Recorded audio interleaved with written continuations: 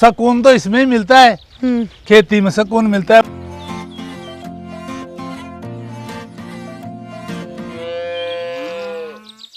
ओ तेरी, ये क्या है?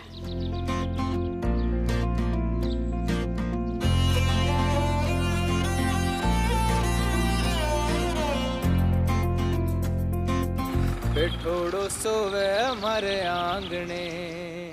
राजस्थान, जहाँ रेत है, पानी की किल्लत है और धूप है, जहाँ किसान सालों से आसमान की तरफ देखते थे बारिश की उम्मीद के लिए। लेकिन जयपुर के पास एक छोटा सा गांव है, गुडा खुमाउटन, जहाँ के किसानों ने इस जमीन की कमजोरी को अपनी सबसे बड़ी ताकत बना लिया। हमारे पीछे पीछे घूमते हैं, जिन बैंकों ने हमारे को लोन के लिए मना किया था। आज मेरे 4 या 5 करोड़ के जयपुर में प्लॉट भी हैं।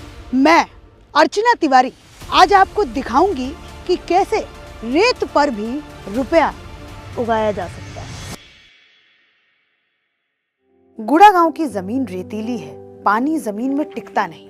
पहले यहाँ के किसान ट्रेडिशनल खेती करते थे, गेहूं, बाजरा, लेकिन पैदावार कम, लागत ज्यादा और पानी की किल्लत अलग।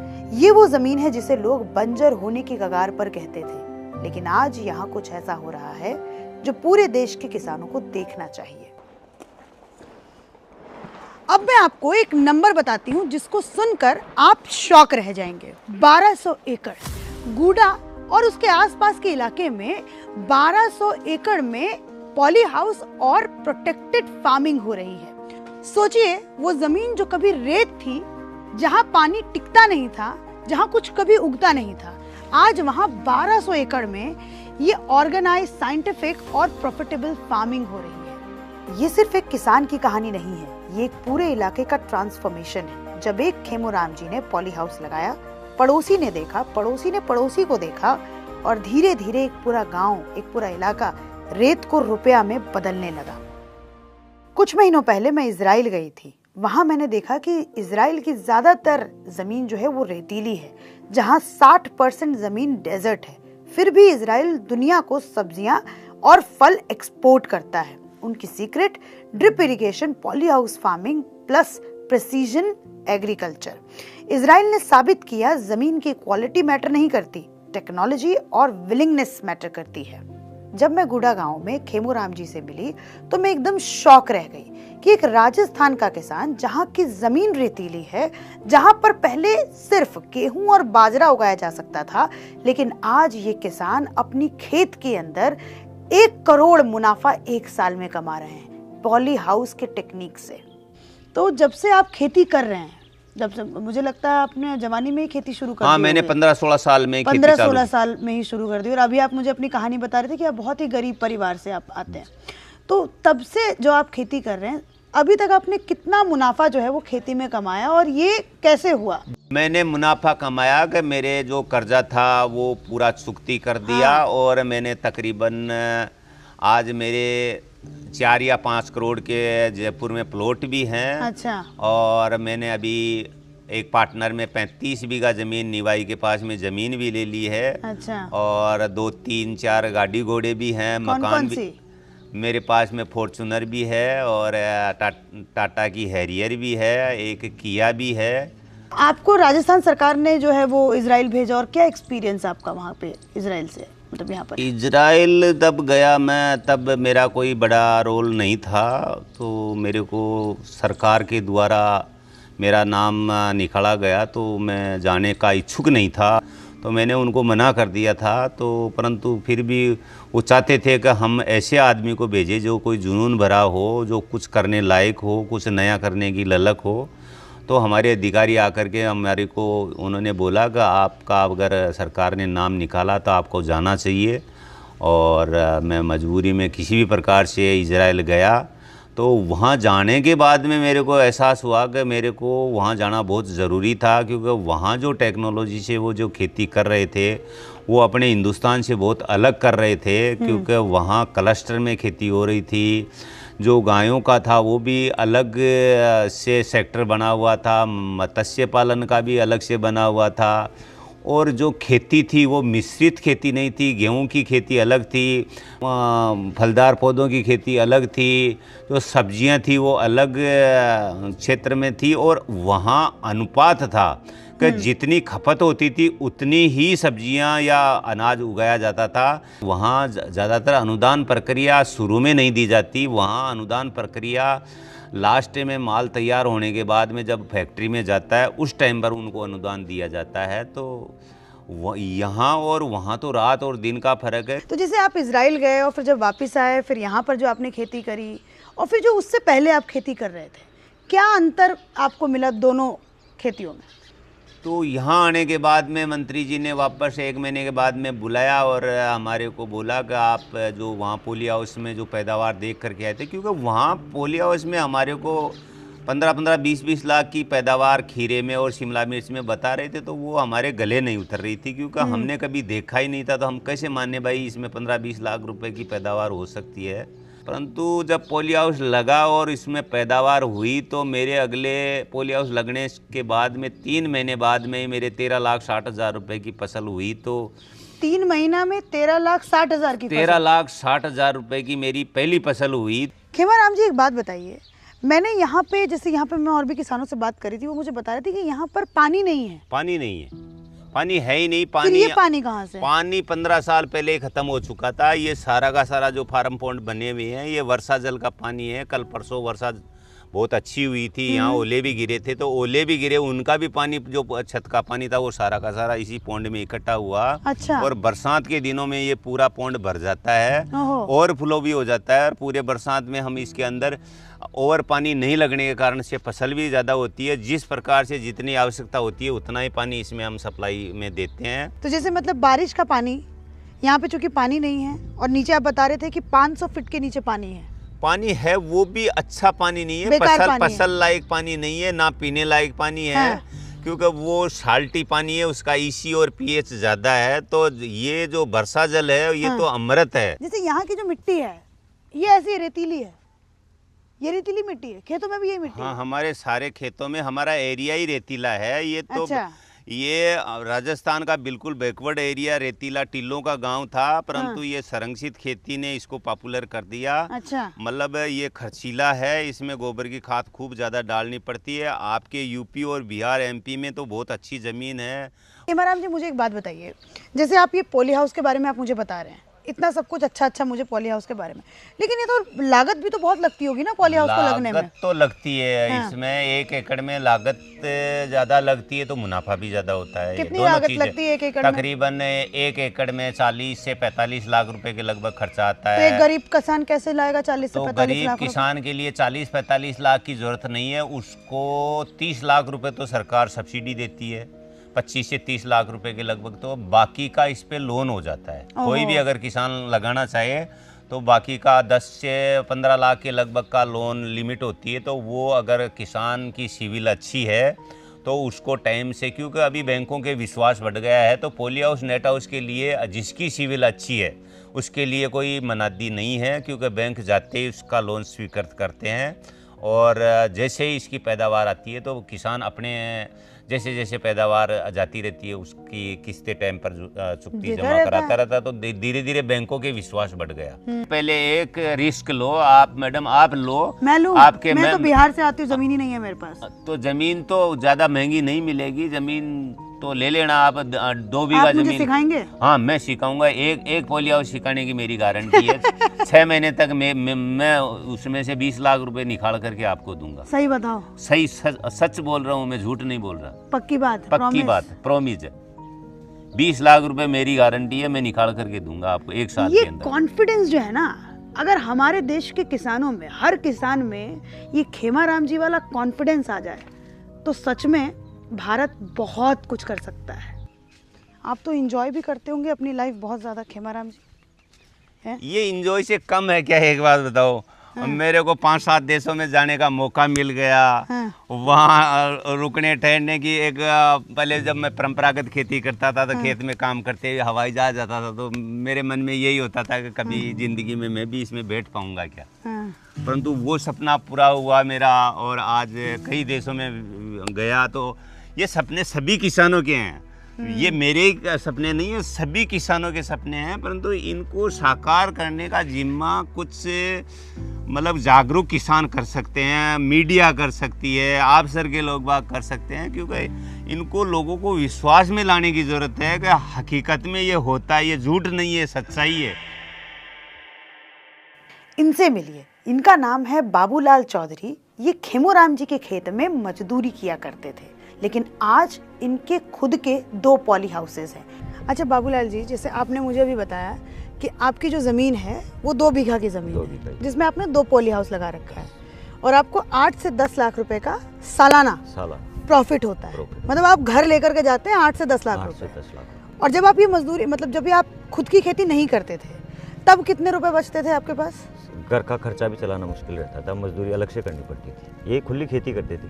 खुली खेती करते थे, दूसरे के खेतों में जाकर के मजदूरी करते थे। परिवार का कैसे पालन पोषण करते थे? उसी से, मजदूरी से। लेकिन हालत खराब थी उस वक्त, पालन पोषण करना भी मुश्किल था। आज कैसे बदला है आपका जीवन? आज तो सब कुछ, हर चीज़ मेरे पास अवेलेबल है। बच्चे भी अच्छे पढ़ रहे हैं, मकान भी बना लिया, पोली हाउस भी लग गया, और ये सब कुछ 1/4 के ऊपर खेमाराम जी के काम करने की वजह से हुआ है, और उन्हीं की प्रेरणा की वजह से हुआ है। क्योंकि मैं वो कमाई करके मकान बनाना चाहता था। अच्छा। लेकिन खेमाराम जी ने मुझे मकान बनाने से मना कर करके पॉली हाउस लगवाने की राय दी थी मेरे को। अच्छा, कि आप पॉली हाउस लगाइए। हाँ, और उन्हीं के कहने से मैंने 50% के ऊपर पॉली हाउस लगाया था, पहला पॉली हाउस। अच्छा। 10 लाख रुपए केस जमा करवाए थे, बैंक से कोई लोन नहीं था, और उसी से फिर पैदा करके मैंने दूसरा पॉली हाउस लगाया था। एक खुशी जो मैंने बाबूलाल और उनके पूरे परिवार के फेस पर देखी, सच बताऊं तो मैंने अपने जीवन में किसी मजदूर किसान को मालिक बनते हुए पहली बार देखा। और जब खुद की खेत में मालकिन बने, खुद का जब पॉली हाउस आया आपके पास, तो कैसा लगा अंदर से? पहले तो बहुत खूब मजा आया। मजा आया। और जब पैसे आपने, जब अपने पॉली हाउस से जब पैसे आपके हाथों में आए, तो सबसे पहले क्या खरीदा और क्या किया था उस पैसों? क्या खरीदा? मकान बना लिया। मकान बना लिया। सपना कितना है कि कितना पॉली हाउस बनाना है आप लोगों को? अब तो पॉली हाउस नहीं, बच्चे की शादी करनी है। शादी करनी है। अच्छा, खूब पैसे लगाए। पैसे लगाए। अच्छा, तो कितना रुपए लगाने का है? पहले लड़की की करोगे लड़के की? दोनों की साथ करूँगा। साथ? और कितना आपने सोचा है कि कैसे करोगे शादी? कैसे? 20 से 25 लाख रुपए तो लग ही जाएगा शादी। बाबूलाल जी और आज उनका पूरा परिवार खुशहाल जिंदगी जी रहा है। आज इनका सपना इनके दोनों बच्चों की शादी करना है, जिसके लिए इन्होंने 25 लाख रुपए तक का बजट बना रखा है। आपको मैं कुछ पर्सनल बात बताना चाहती हूँ। मैं बिहार से आती हूँ।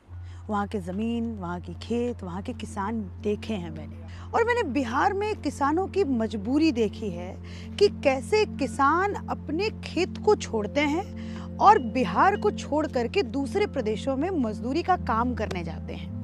और मेरी भी सोच कुछ यही थी, क्योंकि मैंने अपने परिवार वालों को भी खेती को छोड़ते हुए देखा था कि खेती में कुछ मिलता नहीं है, मुनाफा नहीं होता। किसान हमेशा रोता रहता है। किसान हमेशा अपनी लागत जितनी वो लगाता है खेत के अंदर, उसका वो पूरा भी नहीं कमा पाता है। मेरी भी कुछ सोच वैसी ही थी। मेरे भी मन में था कि मैं पढ़ लिख करके कुछ करूँगी, कुछ अपना करियर कुछ अलग बनाऊँगी, बिहार से अलग। तो फिर दिल्ली में आकर के पढ़ाई लिखाई सब कुछ हुआ। लेकिन जब मैं कूड़ा गाँव आई, और जब इस गांव में आकर के मैंने इतने लार्ज स्केल पे किसानों को खेती करते हुए, टेक्नोलॉजी के साथ मिलकर के जब खेती करते हुए देखा, तो सच मानिए मेरी पूरी तरीके से सोच बदल गई। आज मैं खेती को एक अलग नजरिए से देखती हूँ। आज मैं खेती को एक नए स्टार्टअप के तौर पर देखती हूँ। मैं इतना ग्राउंड कवर करती हूँ, मैं इतनी जगह जाकर के लोगों से मिलती हूँ, लेकिन जो कॉन्फिडेंस मैंने खेमोराम जी और बाबूलाल इन दोनों के अंदर देखा, वो मैंने आज तक किसी भी प्रदेश के किसानों में देखा ही नहीं है। गुड़ा गांव में मैं एक और किसान से मिली, जिन्होंने मुझे बताया कि उनकी कमाई पेट्रोल पंप से ज्यादा आज उनके 9 पॉली हाउसेस कमा के दे रहे हैं। इन 9 पॉली हाउसेस को देख करके उनकी आंखों में मैंने एक अलग सी खुशी देखी।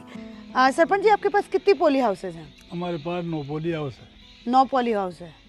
अच्छा, क्या मतलब आप सारा कुछ आप खेती ही करते हैं? पहले शुरू से सन 72 से खेती करता आ रहा हूँ। 72 से आप खेती ही कर रहे हैं? हाँ। कितना कमाई हो जाता है सरपंच जी? 9 में साल का? 12 का और अंदर का 1 करोड़ का आउटर में। मतलब एक साल में आपकी कितनी बचत होती है? हमारे बचत हो जाती है कम से कम 40 लाख 35 लाख की। क्या क्या उसमें उगाते हैं? उसमें खीरा भी उगाते हैं, शिमला मिर्ची भी है, हाँ। और 12 ओपन में गेहूँ है, चना है। और ये सारा कुछ जो मैं देख रही हूँ, इतना सुंदर सा फार्म हाउस आपने बना रखा है, फिर ये मैं पीछे देख रही हूँ, पीछे बैठकी भी आपने इतनी खूबसूरत बना रखी है, फिर आपका मैं देख रही हूँ कि अगल बगल आपने बिल्कुल बहुत खूबसूरत है आपका ये फार्म हाउस। ये सब आपने खेती के पैसे से बनाया है? खेती के पैसे से। और भी है हमारे घर पे, इससे बड़ा मकान और है वहाँ पर, पहले वहाँ बनाया था। कितने साल पहले बनाया ये सब? वो बनाया था 2000 के अंदर। 2000 के अंदर वो बनाया, और ये कब बनाया आपने? 2000, ये तो 5-6 10-12 में बनाया था। तो क्या डिफरेंस है अगर ताऊ मैं आपसे पूछूं? ओपन में और बाहर में तो बहुत रात दिन का फर्क है। इसमें तो मतलब हमारे पहले 30 बीघा 40 बीघा जमीन में करते थे, ये तो 1 बीघा जमीन में हो जाती है पैदा। अच्छा, मतलब जो 30 बीघा जमीन में जितनी पैदावार होती है वो 1 बीघा जमीन में हो जाती है। अच्छा ताऊ, एक बात बताइए, ये आपका पूरा जो फार्म हाउस वगैरह बनाने में कितना पैसा खर्च हुआ है आपका? इसमें कितना एक लागत? पूरा 1.25 करोड़। आपके बच्चे खेती करते हैं? दोनों बच्चे हमारे तो पेट्रोल पंप लगा रखे हैं। एक महीने में 1-1.5 लाख रुपए। इसमें आप साल में 40-45 लाख रुपए कमा ले रहे हो। इसमें तो आनंद है। तो आनंद है यार, इसका भी इसमें ही आता है। ये तो बहुत सुंदर भी लग रहा है पानी देखने में फ्लोराइड नहीं है। फ्लोराइड नहीं है? फ्लोराइड नहीं रहता है, कुएं के पानी में फ्लोराइड रहता है।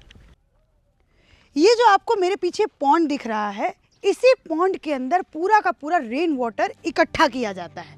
मतलब ये पॉली हाउस आपको दिख रहा है, इसके 7 आउटलेट हैं। इन 7 से जो पानी इकट्ठा होता है बारिश का, वो आकर सीधा इस पॉन्ड के अंदर, इस तालाब के अंदर इकट्ठा होता है। इसी खेत के अंदर किसान ने 2 तालाब बना रखे हैं, 2 पॉन्ड बना रखे हैं। ये दूसरा पॉन्ड है। इसके अंदर जो ये पॉली हाउस है, इसका पानी इकट्ठा हो रहा है ठीक वैसे ही जैसे उस वाले पॉन्ड के अंदर उस पॉली हाउस का पानी इकट्ठा हो रहा था। फिर इस पानी को जो किसान है वो अपनी फसलों में पानी देने में इस्तेमाल करता है, ड्रिप इरिगेशन के जरिए। ये पूरा ड्रिप इरिगेशन का सिस्टम है। इसी से पानी जो है वो इन पॉन्ड से उठाया जाता है और फिर पाइप के जरिए, बूंद बूंद सिंचाई के जरिए अपनी फसलों को देते हैं। मैं आपको एक पॉली हाउस के अंदर लेके जाती हूँ और जिसके अंदर खीरा की पैदावार हो रही है और पूरा 1 एकड़ के अंदर ये पूरी की पूरी खेती हो रही है। मैं पहली बार अपनी ज़िंदगी में कुछ ऐसा देख रही हूँ। तो आइए आप भी मेरे साथ इस खेत के अंदर चलिए। फिर जो पॉन्ड का पानी है उसका इस्तेमाल जो है वो किसान अपने इन फसलों को पानी देने में इस्तेमाल करता है। जैसे आपको ये ब्लैक कलर का पाइप दिख रहा है, इसी पाइप के ज़रिए इन फसलों को जो है वो पानी दिया जाता है ड्रिप इरिगेशन के ज़रिए। और ये सब कुछ 100% सोलर एनर्जी पर हो रहा है। मतलब किसान बिजली पर निर्भर ही नहीं है। गूड़ा गांव के जो किसान हैं वो 100% सोलर एनर्जी पर निर्भर है। मतलब उनको बिजली की ज़रूरत ही नहीं है, वो बाहरी बिजली पर निर्भर ही नहीं है। उन्होंने अपने खेत के बगल में सोलर पैनल्स लगा रखे हैं और उसी से जो बिजली पैदा करते हैं वो अपने खेत में यूज़ करते हैं। और गूड़ा गांव के जो किसान हैं वो 80% रेन वाटर पर अपनी खेती के लिए निर्भर हैं। केवल मात्र 20% ही जो ग्राउंड वाटर पानी है वो अपने खेतों में इस्तेमाल करते हैं। जब मैं गूड़ा गांव के किसानों की ये कहानी सुनती हूँ तो सच में एक इंस्पिरेशनल स्टोरी लगती है। और कहीं ना कहीं जब वो मुझे बोलते हैं कि जी हम जितना 15-20 बीघा में जितनी हमारी कमाई होती थी उतना तो हम 1 एकड़ की खेती में कमा लेते हैं। जैसे ये खीरा है, आपको इतने वास्ट लेवल पे दिख रहा है। मतलब बारिश कुछ भी हो, बाहर कुछ भी हो, बारिश हो, आंधी हो, तूफान हो, ओले पड़े, लेकिन इन फसलों का कोई कुछ बिगाड़ नहीं सकता। ये मिर्ची है ना, हाँ 13 लाख के समथिंग पूछेगी। 13 लाख रुपए? हाँ, देखो कितनी जबरदस्त है। देखो आप क्या मतलब इसमें जैसे नॉर्मल अगर आप ये उगाते हैं हाँ। और ये पॉली हाउस में इसको उपजा रहे हैं। अंदर बाहर होती है तो 2 लाख से ज़्यादा होती नहीं। एक आदमी ने लगाई है बाहर ओपन में, हाँ। वो बोल रहा है मेरे 1.5 लाख की हुई है और अभी गड़े पड़े ना, तो इतनी बड़ी जो नष्ट हो गई। तो क्या नौजवानों को खेती की तरफ आना चाहिए ताऊ जी? खेती के तो जितना आनंद है उतना किसी में है ही नहीं। इसमें बहुत अच्छा सुकून मिलता है। अच्छा, इसमें किसी को कोई परेशानी नहीं। नौकरी तो नौकरी होती है, उसमें तो आदमी को पाबंद रहना पड़ता है। इसमें तो कोई पाबंद है नहीं। आप कुछ चंद हजार की नौकरी के लिए अपना शहर, अपना गांव छोड़ करके किसी और प्रदेश में मजदूरी के लिए गए हैं। एक बार आप अपने गांव लौटिए और कृषि को समझने की कोशिश करिए। कृषि में जो तकनीक नए भारत में हो रही है उसको समझने की कोशिश करिए, अपने आप को जागरूक करिए। क्योंकि जब मैं इस गुड़ा गांव में आई थी, जब मैं खेमोराम से मिली, तो जैसे मुझे खेमोराम ने बताया कि मेरे पास बहुत कर्जा था। ये सरकार का सपोर्ट, ये जो आप रिवॉल्यूशन देख रहे हो, ये उस समय नहीं था जब मैंने इसकी शुरुआत की थी, लेकिन मैंने रिस्क लिया। मेरी रुचि थी खेती में, मैं खेती को और समझना चाहता था, मैं खेती को एक विज्ञान समझता हूँ। उन्होंने अपनी जागरूकता को बढ़ाया, फिर उससे वो आज करोड़ों की संपत्ति के मालिक हैं। तो आप लोग भी ऐसा कर सकते हैं, बस ज़रूरत है उस जज्बे की और उस हिम्मत की जो आप लोगों में कहीं ना कहीं खो रही है। आप लोग खेती से जुड़िए। जो लोग खेती से दूर जा रहे हैं वो खेती की तकनीकों को समझने की कोशिश करिए, और कहीं ना कहीं इतनी सारी स्कीम्स आती हैं, उन स्कीम्स के बारे में पढ़िए और सोचिए कि कैसे आप अलग तरीके की खेती कर सकते हैं, कैसे आप अलग तरीके की खेती कर सकते हैं। क्योंकि यहाँ के जो लोग हैं वो ऑफ सीजन खेती करते हैं। मुझे खेमोराम जी ने बताया कि अगर किसान ऑफ सीजन खेती करने लगे तो उसको कमाल का मुनाफा होगा। अगर सारे किसान आलू उगा रहे हैं तो आप कुछ और उगा लीजिए, आप उसमें रिसर्च करिए। अपने आप को जितना जागरूक बनाएंगे उतना ज़्यादा आप खेती में मुनाफा कमा सकते हैं।